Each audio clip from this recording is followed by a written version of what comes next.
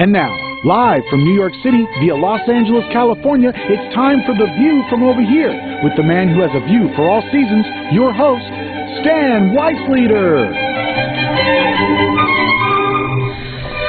Hi there once again. This is Stan Weisleder here in the studio at CRN.com. Okay? I can't do that? You Why cannot not? knock the pencil. Its sound carries. Oh, I never knew that. This sound carries? Sound carries. Son of a gun. Anyway, join us here on The View from Over Here. Okay? On CRN, radio, internet, and cable radio, etc., etc. We're on every Tuesday at 10 a.m., which is 1 p.m. on your East Coast. Stan, start your words of wisdom, please. Words of wisdom. Okay, I'm here with Malcolm in the middle, together with Barbara Manning. No, Deborah Manning. Deborah Manning. Oh, Stan. I told you to wake me up. Another cup of coffee, please. Here we go. All right, Garcon. put something in it a little stronger than caffeine. Uh-oh. All right, we have our pearls of wisdom for the week. Are they really pearls of wisdom? I don't know. It depends on who you're talking to. One of the things that I noticed that, and this was an item in the Wall Street Journal, and it said that the female workforce in the United States is now at an all-time high of 67.5 million. That's a lot of females working. That's the way it should be. Yeah. Absolutamente. Now, I remember during World War II, I was a little kid, and females worked in the defense industry because the guys were supposedly out there getting shot at and so forth. So how many females were there working 100 years ago? Does anybody know? Maybe the number was 0. Now, please call us at 1-800-336-2223 if you have that answer, or you can... Google it and let us know. Yeah, we could have Googled it, but we want you to Google it, so you'll call us. Do you know how to Google? How to Google? Yeah, I know how to Google. I Google all the time. I Google in the morning when I brush my teeth. No, that's dribble. Continue, please. Malcolm, you trying to be funny or something? Well, let me tell you a little story, and this is kind of weird, and we discussed this before. And, I come from New York, so when you come from New York, you see all kinds of things, and nothing really gets you excited. Oh, yeah, I've seen that, I've done that, whatever. And I remember one year when I was taking the subway going to college in New York, and I happened to be waiting at the station, subway station, and it was the Franklin Avenue station, I remember very distinctly. And this guy had to go to the bathroom, and I don't remember, did we not have bathrooms there? I don't remember. But the guy zips open his pants, and he starts to take a urination across the subway track from the platform. And I'm watching the water arc, and the arc over, and I'm saying to myself, wow, what if he hits the third rail with that arc of water?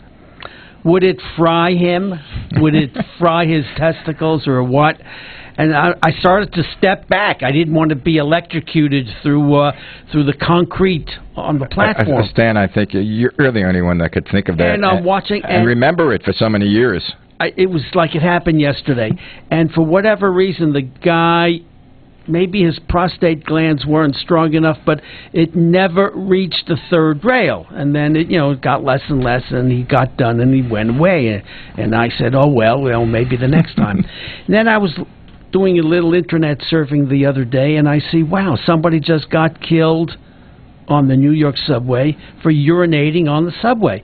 So I read further, but it was not the same thing. This idiot stepped off the platform to do his thing and wasn't looking and get hit by a train. Okay? So he didn't get electrocuted. He actually got run over by a train. What a moron. And that's what you thought of initially, the memory. Would you like to comment on that? Not really. I'd like to go to the next item. Next item, okay. You ever wonder about hurricanes, why we don't get as many as the experts tell us, and why we don't get typhoons or whatever down around South America on the East Coast or the West Coast? Not really. I have a theory about that. when the ice in Antarctica starts to melt, and it has been melting because there is some kind of global warming going on, even though people deny it. But if you don't believe global warming, go up to Alaska or Canada, and you can see where the glaciers have been and that they are shrinking. Not only there, but all over the world. Anyway, if you have a big chunk of ice, and now they're saying there's a big chunk of ice the size of Chicago that may be floating around soon, and they may have to do something about it. It could, disrupt shipping lanes. But if you have a big chunk of ice and it starts to melt, it could, diminish the temperature of the water by 1/10 of a degree, or even less, whatever, some minimal amount. But it's warm water that generates the hurricanes and the typhoons and so forth. So if you don't have that warming trend in the water, and if you have a very slight, even a minimal drop in the temperature, you do not get those storms. And that's my theory on why we're not getting as many as the experts say we're going to get at the beginning of each season. As a youth, did they call you Mr. Wizard? No. No. And why don't you introduce the beautiful lady sitting next to you? No, why don't you? Because you know her and I screwed up on her name. Well, I know it's not so Barbara. Well, she looks like a Barbara. Well, she comes from Santa Barbara. That's why, okay. I do. Yeah, you're excused. So it should be Barbara from Santa Barbara. You have to change your name. Doggone it.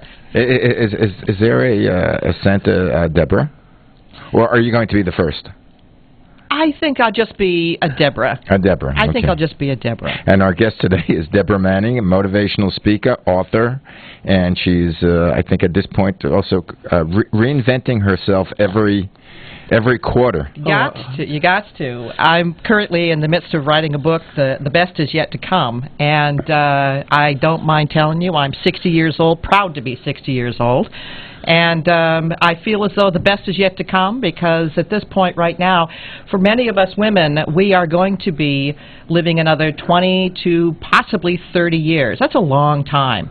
And it can be the best years of your life. It could be the most miserable. I know for me, with my husband passing away about 3.5 years ago, I was at a very, very low point in my life. And I wanted to talk today about reinventing yourself.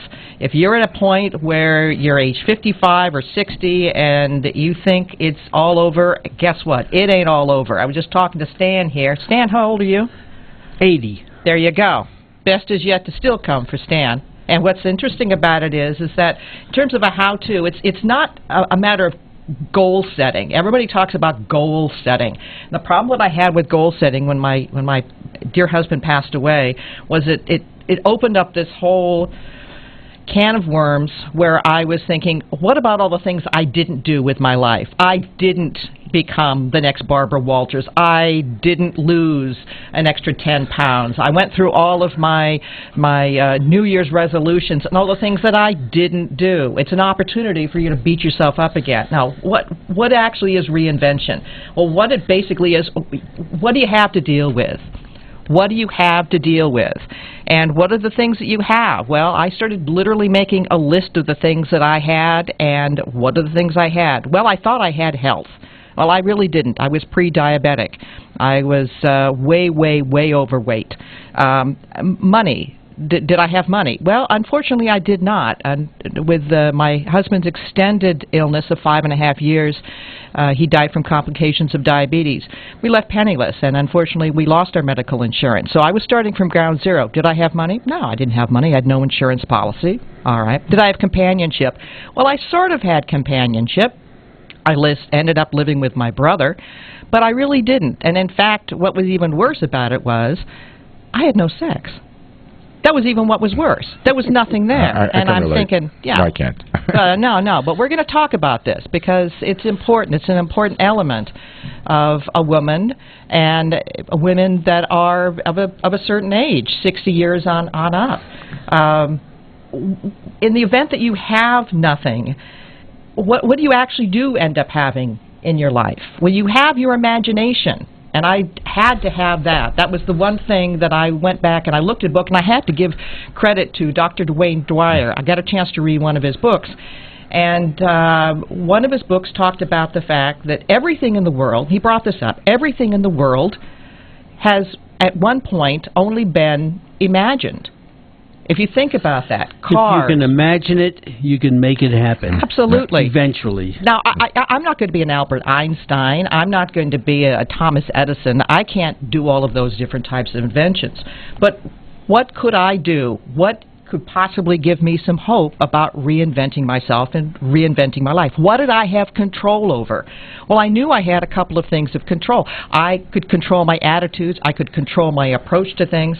I could literally control each and every day in each and every moment. It was to a point, I know for me, in terms of my overall depression, and I was spinning way, way out of control, where it was my birthday, my 59th birthday.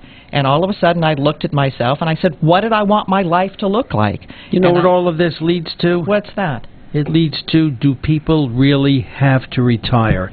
Everybody who I know or know of who actually went into so-called retirement mode, they became brain dead. Well, I have to tell you that what ends up also happening is you don't know where to start. Where do you literally start? I know for me, in terms of reinventing myself, I had to find something that I could actually control. And the one thing that I knew that I could control, well, was in terms of my weight. I knew that at the time that I needed to lose some weight. I didn't realize that as I went meal by meal that I was going to end up losing over 100 pounds. In fact, I'm close to 130 pounds right now. Wow.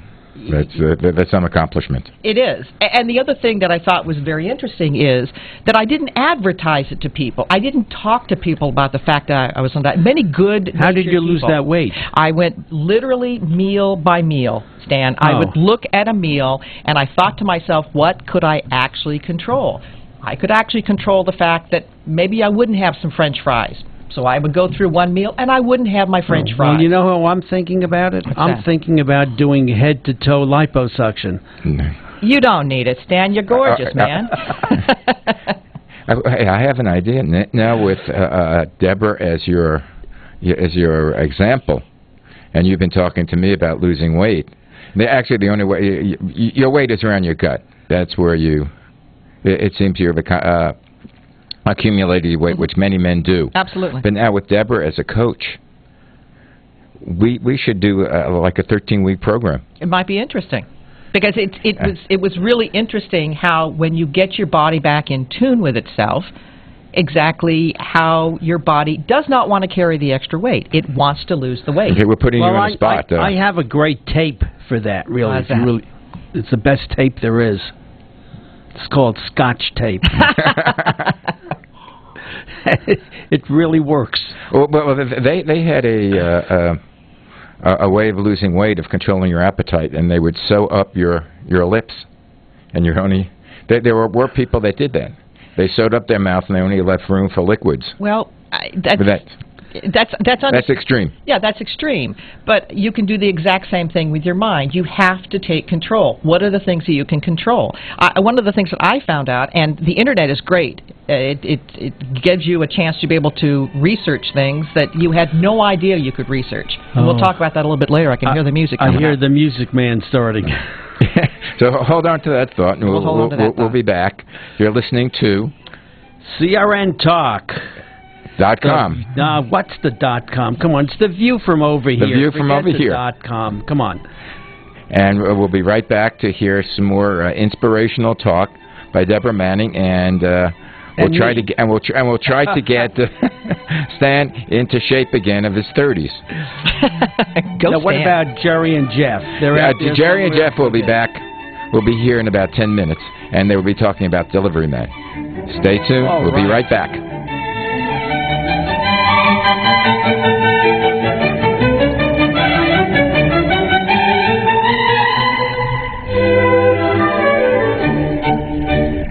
Here's a diabetic news alert from the Diabetic Health Agency. Diabetic studies now show that 1 out of 3 people have a chance of becoming diabetic in their lives, and nearly 5,000 people are diagnosed daily. The good news is that if you effectively manage your blood sugars, you will be ahead of the game. The Diabetic Health Agency will help you manage your diabetes with education programs, reliable customer support, and top-notch testing supplies.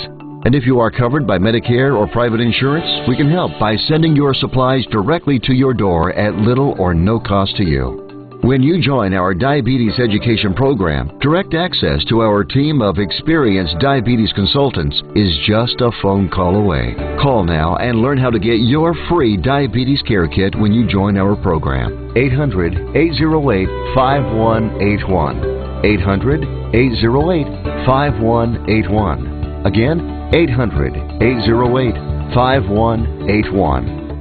A Killer of Lions by Stan Weisleiter. There were 4 squadrons of black fighter pilots during World War II that had to fight 2 air forces in order to gain recognition, the Luftwaffe and the U.S. Army Air Corps. The HBO special and the recent attempt at a full-length feature film do not come close to the full and true story of these brave men. They were not ball players, they were not rap singers, they were fighter pilots and American heroes in the truest sense. A Killer of Lions by Stan Weisleiter. Hi, I'm Joan London, and if you're worried about your parent or a loved one living alone like I was, and you want reliable senior care information, then call A Place for Mom, the nation's largest senior living referral service. You'll get free information on assisted living, Alzheimer's care, nursing homes, even important financial information. They had obviously researched every place, not just given me names. Really? Yeah. They found me a place for what she could afford, and it was magnificent. We're now very confident that she's safe, and they just helped every step of the way, and I can't thank them enough.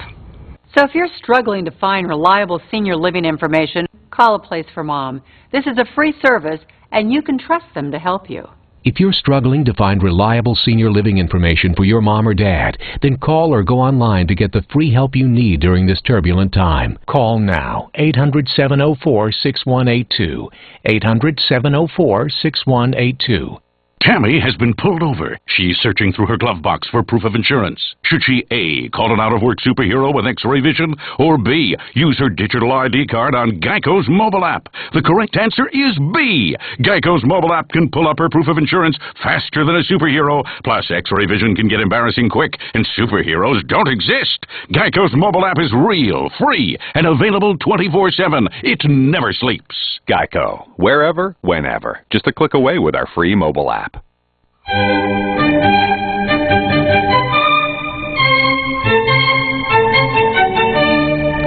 Hi there, Stan Weisleiter here once again. We are on CRN Digital Talk Radio, and the name of the program is The View from Over Here.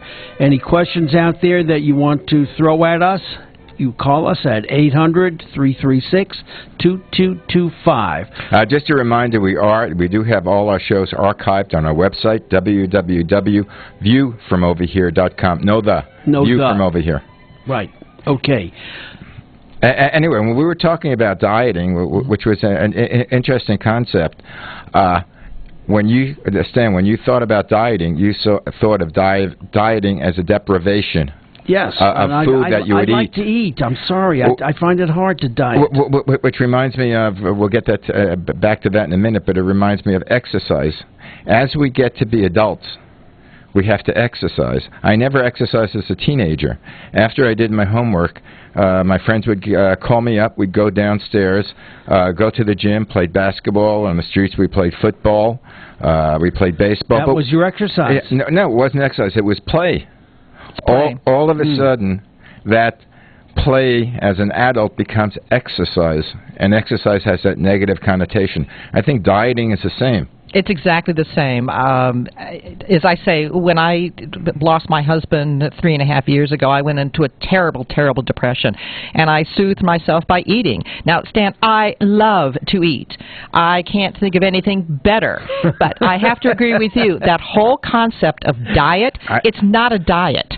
How I ended up losing basically 130 pounds was meal by meal, and what I also ended up doing was that I did small portions. I literally cut down the size of the plate from a normal dinner-size plate down to something that was just basically a small, maybe 8 inches across, if that. So throw out the dishes and buy a new set where each plate is smaller. No, each plate can be smaller, and then what I also ended up doing was that I realized, once again, did my research, I watched Dr. Oz, loved Dr. Oz's program, and he talked about Protein. I was not getting enough protein. You need 45 to 55 grams of protein each and every day. How long did it take you? It took me about a year and a half. Took me about a year and a half. And I thought, and what I was told was by my doctor, there is no way you're going to be able to do this because guess what? Your metabolism is slowed down. You have done this such and so. The other element that I added to this, in addition to the small meals, and I did basically 4 to 5 small meals per day. All right? Yeah, it's known as grazing versus sitting down for that big meal. Absolutely. And I did make sure that it was a ritual. I made sure that I had candles. I made sure that I would literally sit down. I was not watching TV at the same time. I tried to have a mate be able to sit down so we could actually chat, but if I didn't... I like those large meals. I know, and so did I. And I, at this point now, still have those large meals. But I don't have them each and every day. The other aspect we talked about is play. Exercise is a horrible word. Play, that's more fun. So what do I end up doing with my partner? I get a chance to walk around the neighborhood and we play. We get a chance to walk. You don't need to be running your buns off. You need to simply be getting off your arse and getting out and walking around. You don't need to have fancy equipment. You don't need a gym, but you need to exercise your body for crying out loud. Well, a problem I find in Los Angeles versus New York, there are areas to walk, but generally it's walking. When I lived in Manhattan, I would browse the stores. I could walk down Broadway or Fifth Avenue for miles and not realize I was walking. Yes. Because I would look at the stores and Until I'd window you have shop. to walk back and go home. Now then I take a cab. Yeah, there you go. There you go. No, L.A. is different. Up in Santa Barbara, the same situation. There's good areas of Santa Barbara, and there are some, iffy types of areas. But what you end up doing is at least get outdoors, start to play a little bit, enjoy your life. And I have to tell you, by that moving of your body, and it may only be a couple of hundred yards, and that's when I first got started, only a couple of hundred yards, and I said, oh, I can't handle this anymore. I've got to go back. But at least each and every day, I would make sure that I would have the smaller meals, I would have more frequent meals, and I would get off my arse and get the heck out. Well, I started going to the gym again. I think I would go crazy going to the gym. No, I love going to the gym. But the problem is, most people, when they start something, think of the end result. So they say, gee, I have to get rid of 50 pounds, or I have to get rid of 60 pounds. Well, one last word on that. Yeah. Well, I used to go to a gym that was run by an ex-Mr. America, and he would say to me, you work harder than anybody else in this gym, but you're not going to lose a pound because, and this is from Mr. America, he said it's 90% diet and only 10% sweat. Well, let's continue our talk. We have 30 seconds. Stay tuned. We'll be back right after the break on The View from Over Here. If you have any questions, call us up at 800-336-2225. We'll be back in a few minutes.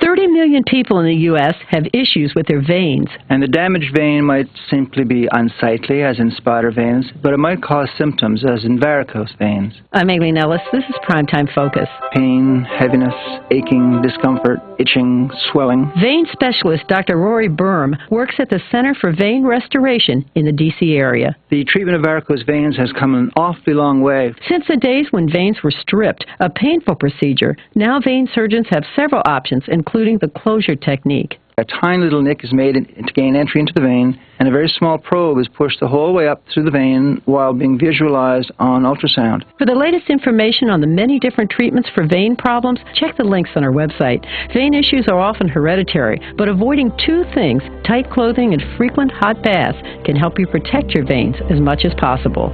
That's Primetime Focus, brought to you by AARP. Hear all our programs on the web at aarp.org/radio. The Trees, an epic novel by Stan Weissleder, told in the Godfather fashion. with 2/3 of the book taking place in Las Vegas and describing the transition from the mob to Howard Hughes to corporate America. This book is Las Vegas. Jim Santangelo from the International Brotherhood of Teamsters said, "I didn't grow up in New York or Las Vegas. I grew up in Jersey City, but I know everyone in this book. I loved it." Hal Rothbart, publisher, says, "I wish I had written it." The Trees by Stan Weissleder. How deep in debt are you? $10,000? $15,000? Maybe even more? And every day that goes by, you know what happens. Your debt gets larger and larger and larger.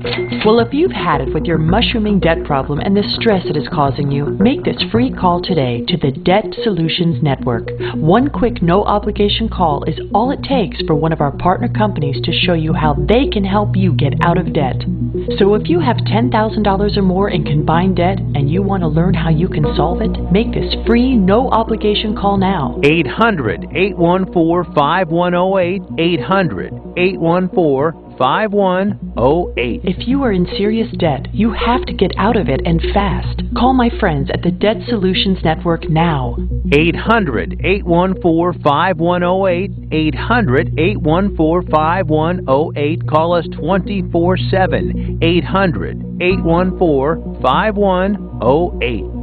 Hey everyone, have you heard about the No hair removal device that's sweeping the globe? If you want to go weeks without shaving and get smooth, professional quality results, here's our favorite host, Cheryl, for No hair removal. Thanks. Hey gals, I love talking about my No. It's this cute little hair removal system that you can take with you and use almost anywhere at home or on the road. No more expensive in-office treatments, painful waxing, and no more wasting your valuable time. Got unwanted facial hair? No has patented thermocon technology that works on all hair and skin colors, so it's perfect for using on all body parts. And now you can take advantage of this incredible risk-free trial. Get the No, the facial kit, a travel case, and a $100 discount shopping card, and you don't risk a penny to try it. Try the incredible No hair completely risk-free. Call 1-800-953-5208. That's 800-953-5208. 800-953-5208.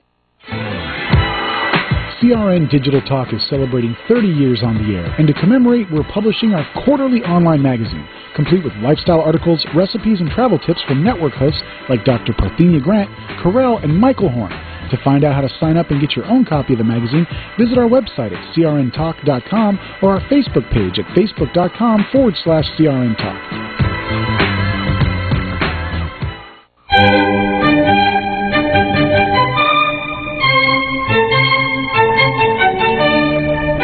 Hi there, Stan Weissleder here again with Malcolm, always in the middle, and our guest today, Deborah Manning, who I like to call Barbara from Santa Barbara.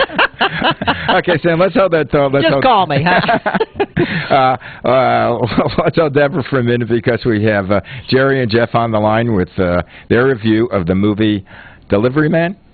Delivery Man, that's right. Okay, go ahead. Well, they're not in the studio, so go ahead with it, Jerry. Yes. And Jeff. Yes, can you hear me okay? I can hear you okay, but it sounds like you're coming on the telephone. You have to come in the studio. I'm sorry. All right. We'll be right there. There we are. Is that better? Yeah, beam me up, Scotty. Okay, go ahead. Okay, Delivery Man. It's starring Vince Vaughn.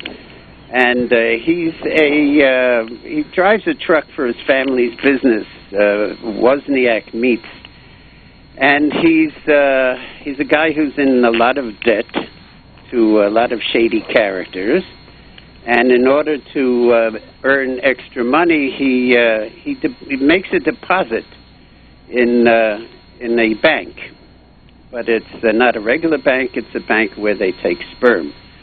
So, and that was done 20 years before, where the movie picks up.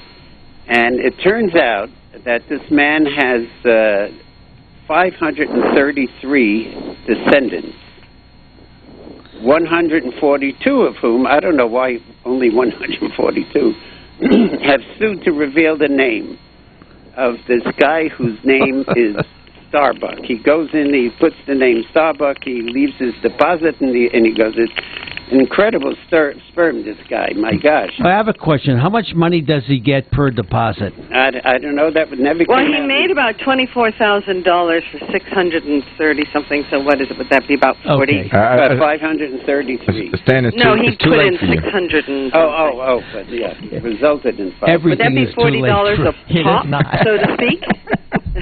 Well, when I went in, it was $100 a pop, and I became a rich man. Continue, Jerry.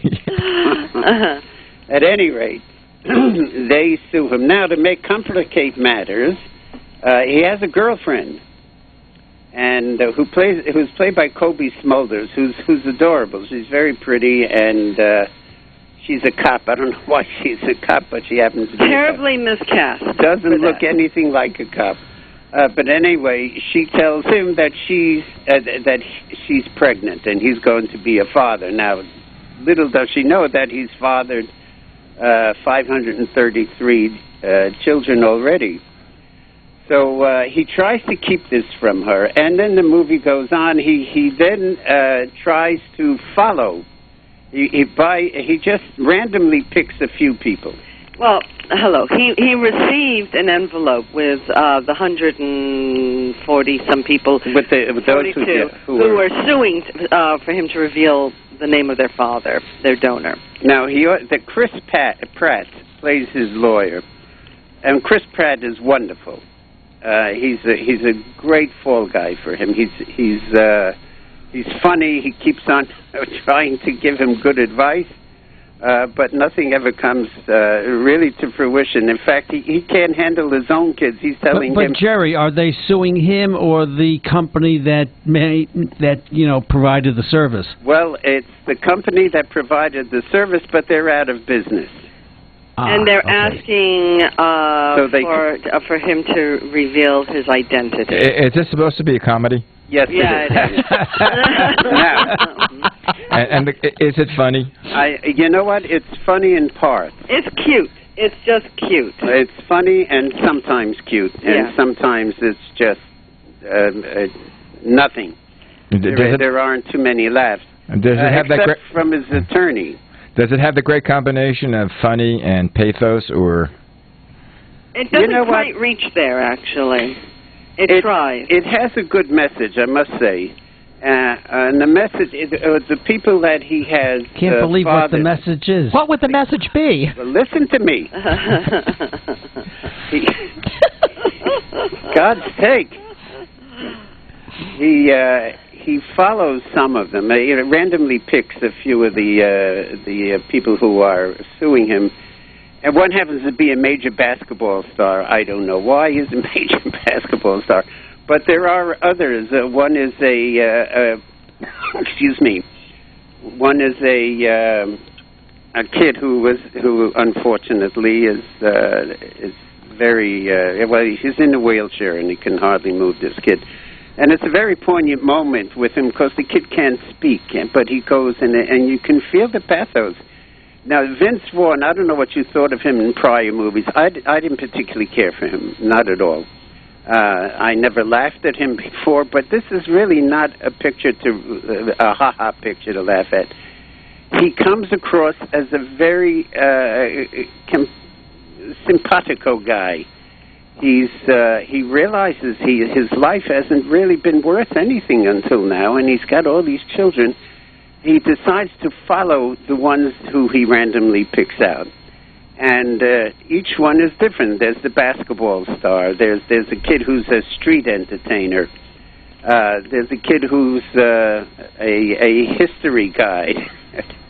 And he's in the background at all these places. He doesn't acknowledge who he is, but surreptitiously he goes in and he watches them at their work.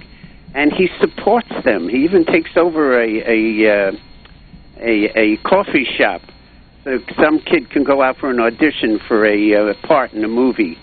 And he just says, "Well, I'm a good guy. I appreciate what you're going through. Go out and try and get that part." And the kid goes. But what about all of the mothers? There had to be 500. No mother. No one appeared. No. See, that's amazing.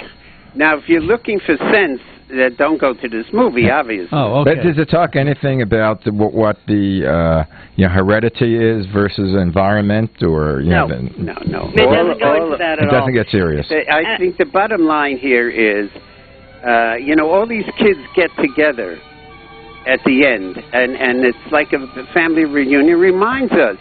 It's a good reminder that all of us are brothers and sisters. Okay, quickly, Jerry. How many bagels? Well, I'd probably give it 2 if I'm 2 out of 4. generous, 2 Yeah, and a I half. give it 2 crumpets if I'm generous. Oh, 2 crumpets and 2 bagels, and save the cream cheese. Right. Anyway, what movie next week? Quickly, do you know? Yes, I do. The Hunger Games. Ah, we're looking forward to it. Anyway, thank you very much, Jerry and May Jeff. God bless each and every one of you. And try to make it next week. I'll try and make it. Stay tuned. Bye-bye. We'll be right back with theviewfromoverhere.com.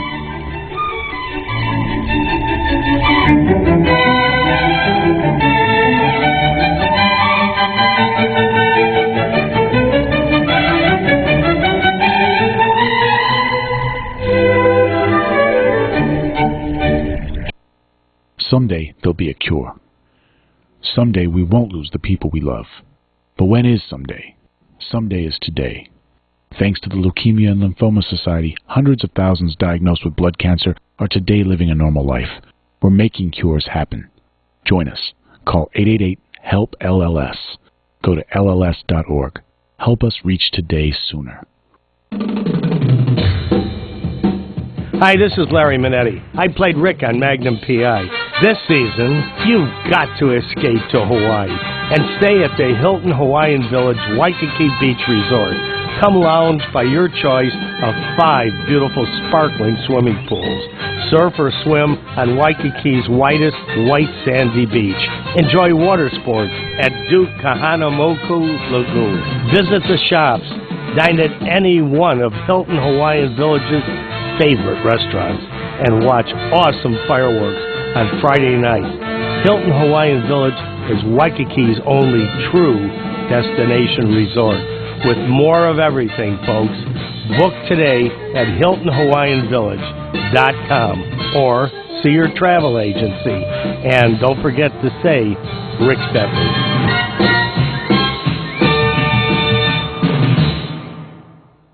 We've all experienced it.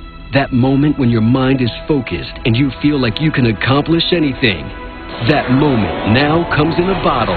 Introducing No Dose Energy Shots, the shot that provides hours of energy to power your mind. Just what you'd expect from the No Dose brand, a trusted leader in mental alertness for 50 years. New No Dose Energy Shots, a sharper you awaits inside. Only at Walmart. Go to walmart.com for a $2 coupon. Use this caffeine supplement as directed. For adults only. Limit use of other caffeine sources.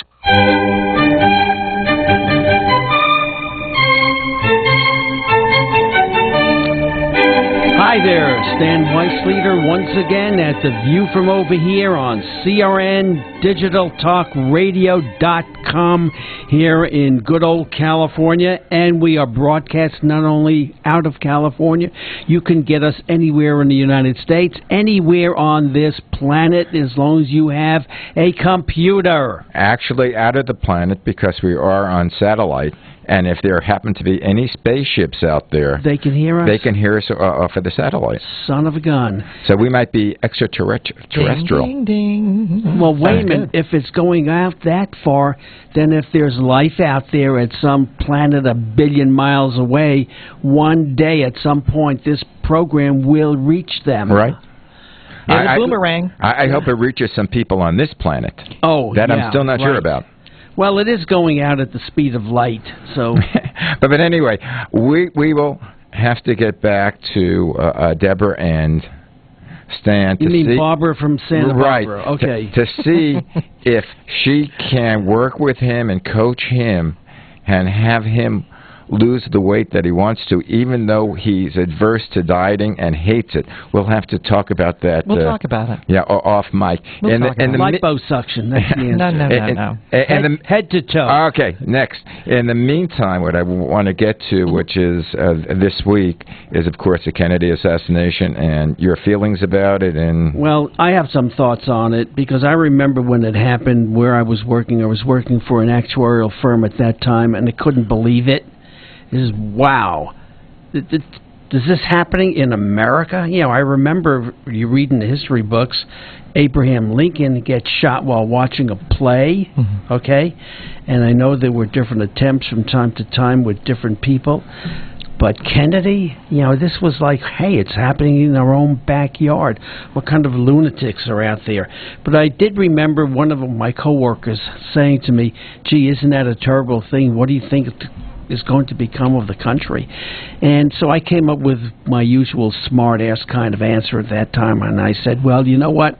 I don't believe in political dynasties.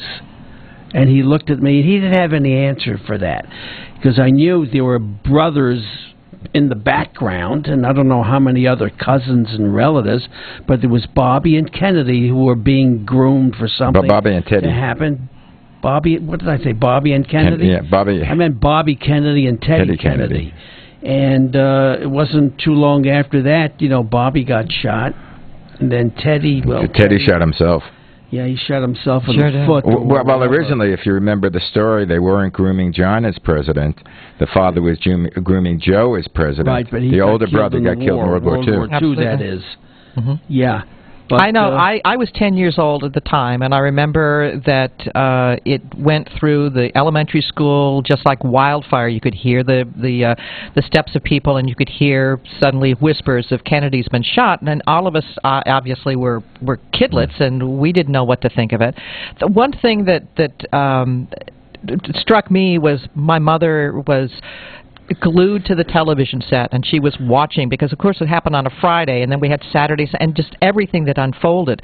I know as a child I was used to the duck and dive, where we had the nuclear bomb, and we'd gone through the Cuban Missile Crisis, and as a young kid I was thinking, my gosh, we're dying, we're all going to be dead. What will happen next? I know that my mom was one thing that she wanted to make sure that I knew. She says, like you said, Stan, this is not a dynasty. We had a succession plan, and immediately I want to see the succession with now President Johnson. The whole thing was surreal. It's seared on our consciousness, on our complete memory 50 years ago. I'm still astounded that the whole thing took place. Well, what's and now amazing, we're getting conspiracy theories coming out the wazoo. I mean, every other day there's something new. And forensic testing. You know, all of these things. Why didn't they do it then? I remember the Warren Commission report. Did I read it? No, but I went through extracts of the actual report, and without knowing what we know today, that back then it didn't sound right to me. It seemed to be that there was something missing. It didn't ring true. And then I started thinking, well, wait a minute. What if the guy did not get assassinated? What if he had lived? And what if he had had a second term in office, which probably would have happened, okay, provided he didn't screw up on something?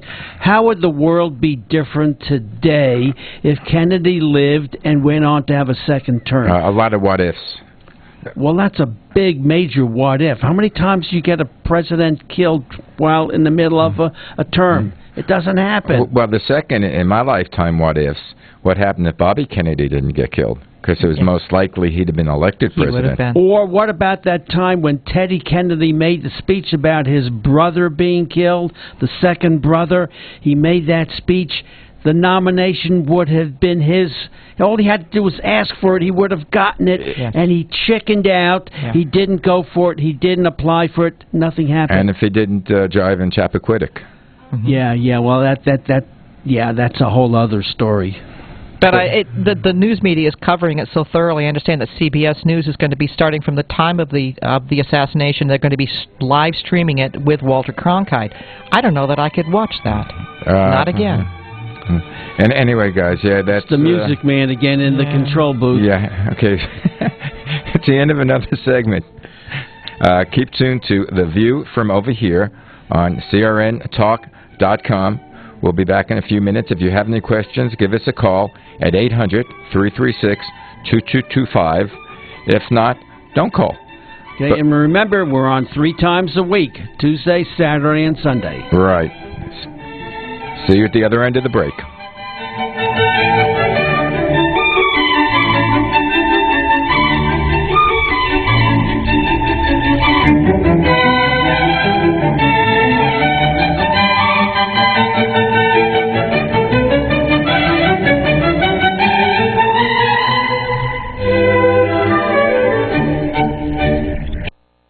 Have you ever wondered how you could make a difference in someone's life? What if you could help hundreds or even thousands of children? You might think it impossible, but it's within your reach.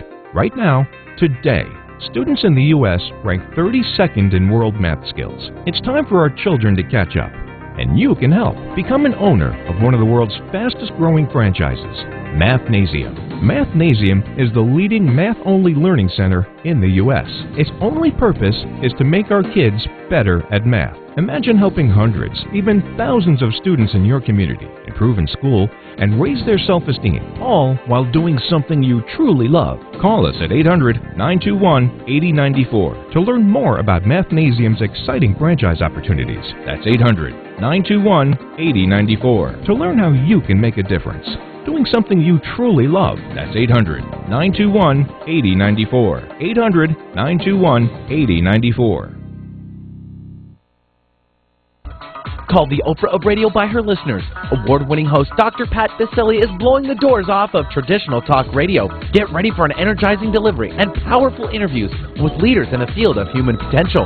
Dr. Pat's fresh, new perspective on living life full out has catapulted her show to the top of talk radio.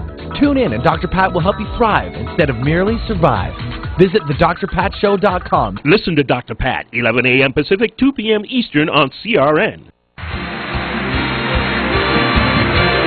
Welcome back to the No Monthly Mortgage Payment Show. No doubt you've heard the programs and commercials talking about reverse mortgages. You know, with the famous actors, or they used to be famous actors, telling you how you can eliminate your monthly mortgage payment, still own your home, and live the life of your dreams. Well, most of it's true, but you need to get all the facts. Call now for 7 secrets of reverse mortgages. Call 800-436-9870. This simple-to-read brochure includes information about possible hidden fees, which program benefits you and not the bank, and how to negotiate better terms. Let's put a stop to all the games.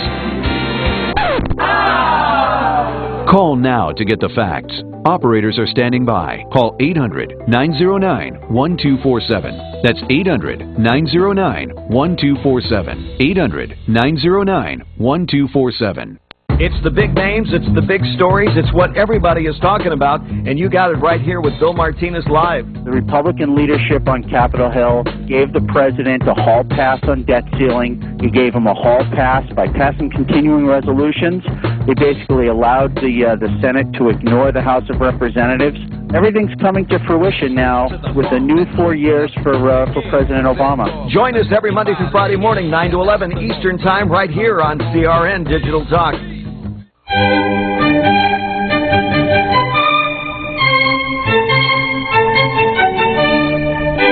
Hi there, Stan Weiseleder here again with Malcolm in the Middle. I keep saying Malcolm in the Middle. Why do I do that? And our lovely guest for today, Barbara from Santa Barbara. Oh, Deborah. Alias Deborah Manning. Actually, there is a Barbara Manning who's a casting director. Absolutely, I know. Because I know her, yeah. Mm-hmm. But anyway, we were talking about what ifs. What if Kennedy had lived? There was a story, and it was on TV. What if the Nazis had won World War II? How would the world be today?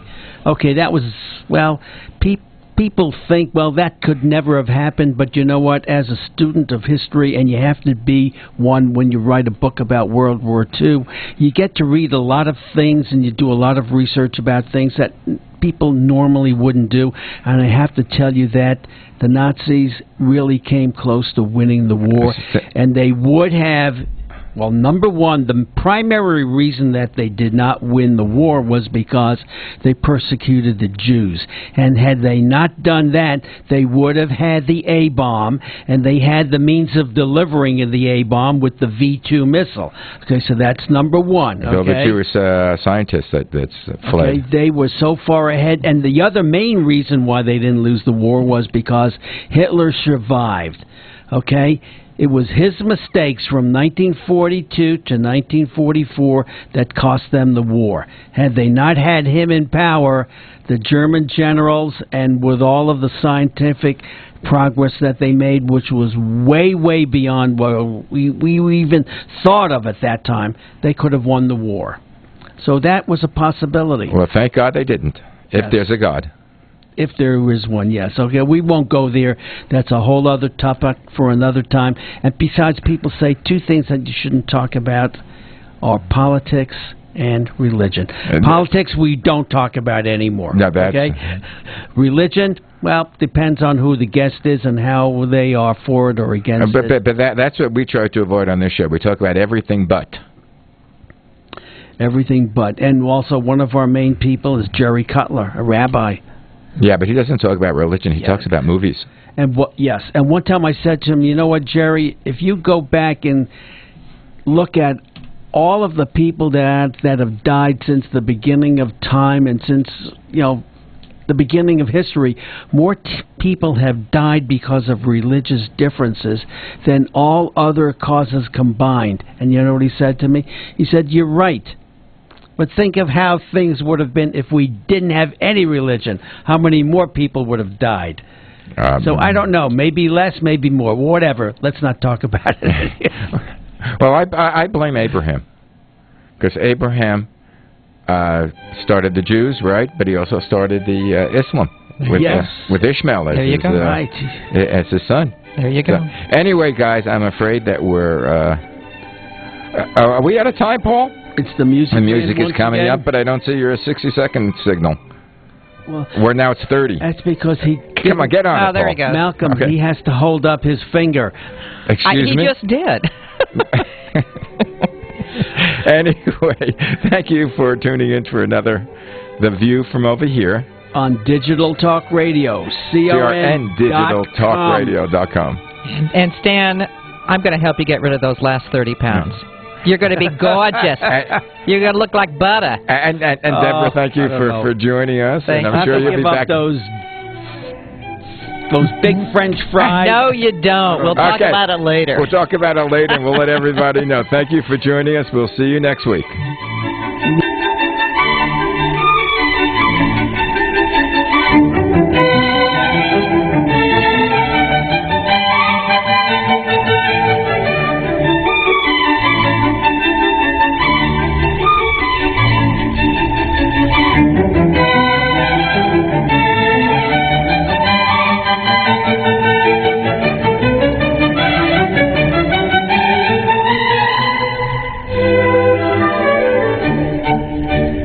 The View from Over Here is a co-production of Infinity X and TBG International. For further information, contact Malcolm Berman at 818-687-2784. That's 818-687-2784.